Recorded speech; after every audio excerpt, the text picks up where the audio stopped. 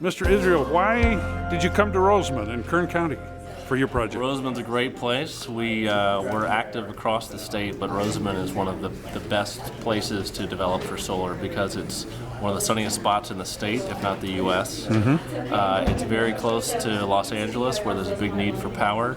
There's a lot of existing infrastructure that we're taking advantage of, so we're not having to build a lot of new infrastructure with Southern California Edison.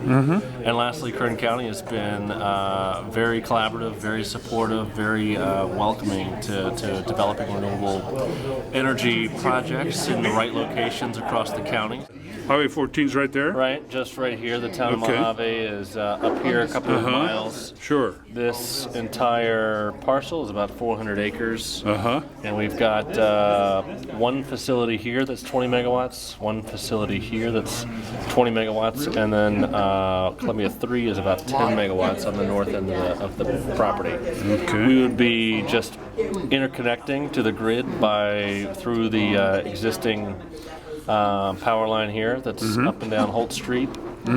And so we're not running any new generation ties or anything from the facility. As you can see, a couple of stats here. Obviously, with a 50 megawatt facility, it's about the equivalent of 12,000 homes across all three.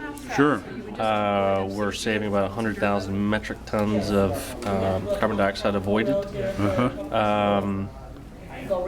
The panel height here, this is typical solar photovoltaics where the panel height is 8 to 10 feet tops. It'll track the sun throughout the day from east to west. Just out of curiosity, how does your company envision kind of interfacing with a small unincorporated community here of 27,000 people? Well, it's an exciting place. We've been coming down here for the last 2 years, but we're at the very start of becoming a neighbor here.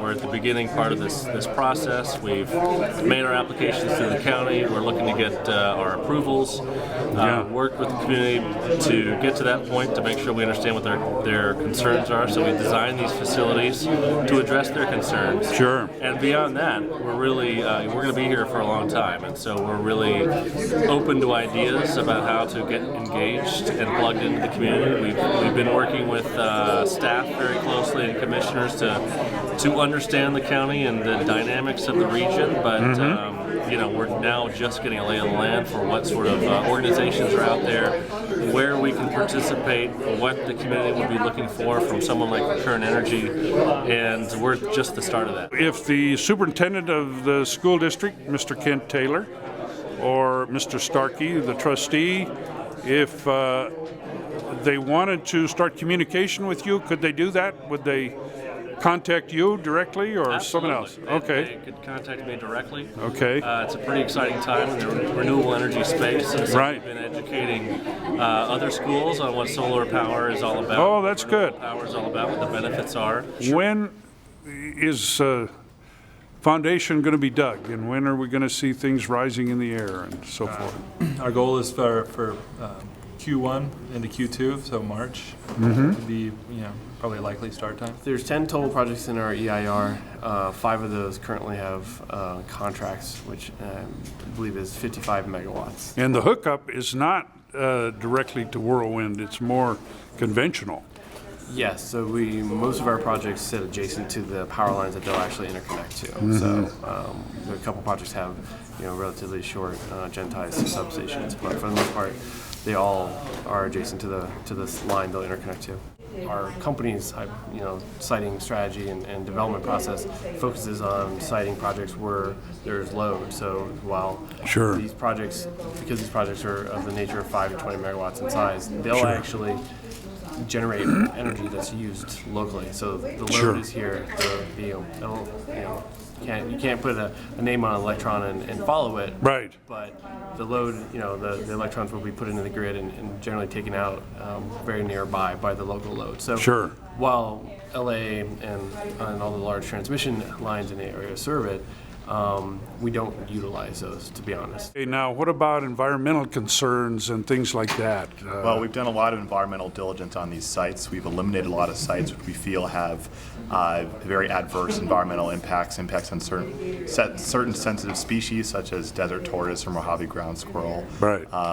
And we believe these sites, we have environmental consultants who've done studies that indicate that these sites will have very minimal environmental impacts. We plan to mitigate for any potential environmental impacts such as burrowing owls or some potential drainage, hydrology issues on the sites. We had about 400 people that packed the Board of Supervisors chambers, and it was all over the board's, the proposed ordinance that came back from county staff to ban the medical marijuana collectives in the unincorporated areas of the county. There were basically three components to the ordinances that the board was considering. First was a ban on the collectives altogether in the county.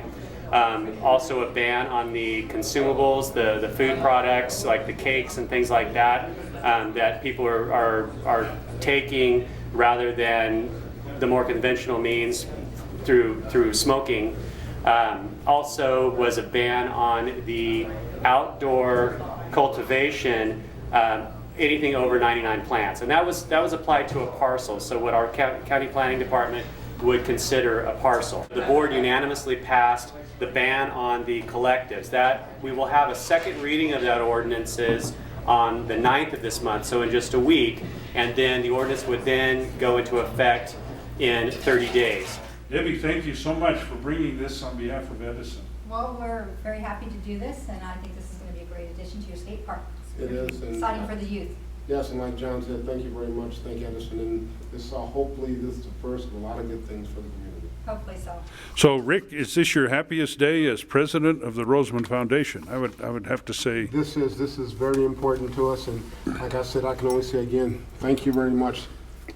You are like our knight in black and white. This will go a long ways in making our community and the kids of the community very happy. And here you go. It's the real check. There we go, big guy. Yeah, it is for real. My God. It is for real. This is part of the recognition program that we have in the school district. We talked to the RTA and also to CSEA in terms of recognition. So they will be choosing quarterly an employee to recognize from both of the unions. But also too, with our confidential employees, we're going to recognize 3 tonight, and that's based on some outstanding, just my observations and talking with them, talking with others to speak about them. These 3 employees are outstanding, amazing. They are the pillars of the district, and so we want to recognize them. And we're going to ask them to join. The entire board's going to come up here, and we're going to ask the 3 employees to join us. And so it's Donna from Transportation, Raleigh from Maintenance and Operations, and also Sally, my secretary at the district office. Thank you very much. Thank you. I found out this afternoon about you. Thank you. Mr. Taylor, you stand on this side. Okay. Well, Mr. Luckenbill, you're coming from one group of students to another. Big change, yes. Yes, and have you ever done elementary school before? Yeah, I was principal at Hamilton Elementary School for 4 years, and then I transferred to alternative ed. Now I'm back at Rosamond Elementary. The Facebook project's going really well. We just ask that people put, if their comment is going to be positive comments, no negative comments. If they have something to say like that, to put in the inbox to me. Sure. Otherwise, it's very informational. Parents like it because they're getting the information that's going on in the district. We honor also too some of our employees, their birthdays and so forth. And so, it's a place to ask general information. Again, no names of anyone and those type of things. That's confidential. Sure. And people have been abiding by that, so which is good. Now, Mr. Folley, you're the new principal out at Rosamond High School. Acting principal. Acting principal, all right. Is there any time limit on that, or? No. Okay. I haven't been given anything. All right. And now, but you've been out there. You're not just. I've been assistant principal for 2 years. So you kind of got a chance to learn the drift and. Absolutely. I've had a lot of great tutelage. Mr. Johnson being there. And What would you see as your goal for this year for the high school? We want to steadily increase in our academics and do better on the STAR testing. What do you think about your husband becoming principal of Rosamond High? I think that's great. I think it's a great opportunity for him, and he'll do a great job.